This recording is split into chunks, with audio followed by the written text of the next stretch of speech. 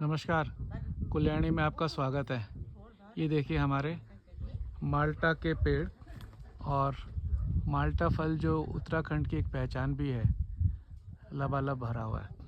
इसका स्वाद ऐसा है कि जो माल्टा अगर आप शहर में फल वालों से भी खरीदेंगे, क्योंकि वो काफ़ी पहले से तोड़ के और फिर खेतों से शहर और कस्बों तक आते हैं, तो उनके स्वाद में फ़र्क आ जाता है। पर ये जो आप माल्टा देख रहे हैं, इनकी विशेषता ये है कि अभी तोड़ा, खाया, चाहे जूस निकाला, तो इनकी बराबरी नहीं हो सकती।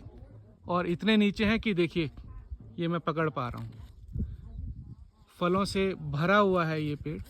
और ऐसे एक पेड़ नहीं है, एक एक परिवार के पास में कई पेड़ हैं।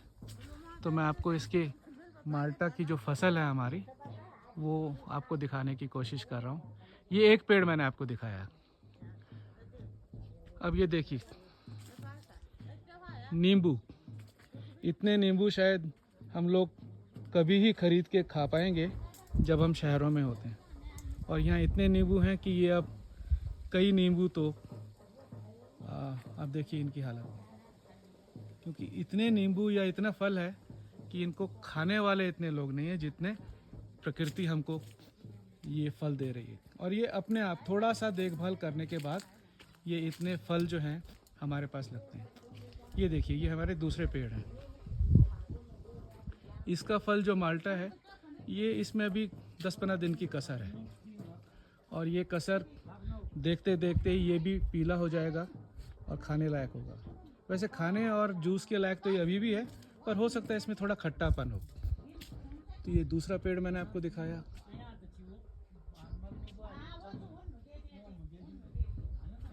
ये देखिए, इतने नज़दीक है कि आप इनको महसूस कर सकते हैं, प्रकृति के इस फल को। ये मैंने आपको 2 दिखाए। तीसरा, जिसको आप नींबू बोलते हैं, कागजी नींबू भी नाम से काफ़ी फेमस है। ये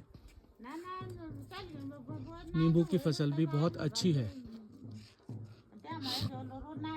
इसके बाद ये चौथा पेड़ देखिए।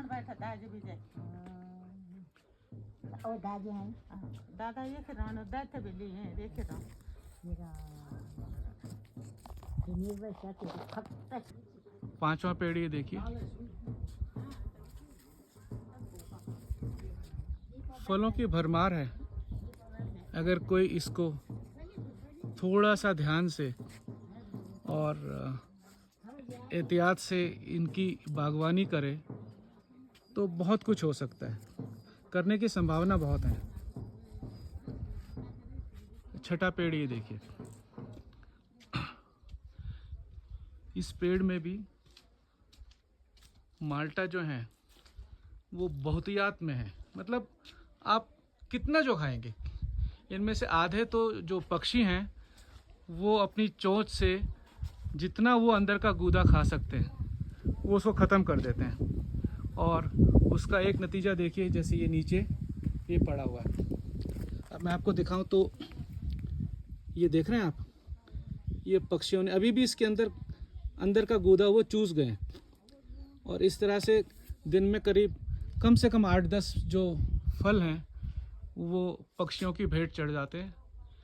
अल्टीमेटली उन्होंने भी कहाँ से खाना है, उन्होंने भी यहाँ से खाना है।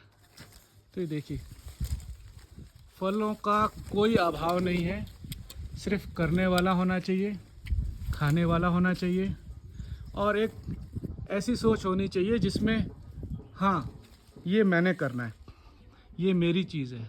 अगर ये लगाव है तो देखिए, फल नीचे से लेके और ऊपर तक माल्टा ही माल्टा है।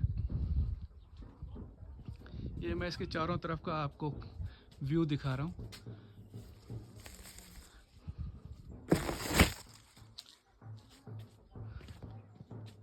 ये देखिए, तो एक एक परिवार के पास में कम से कम एक, और ज़्यादा से ज़्यादा तो फिर वो निर्भर करता है। जैसे हमारे पास ये करीब 7-8 पेड़ हैं।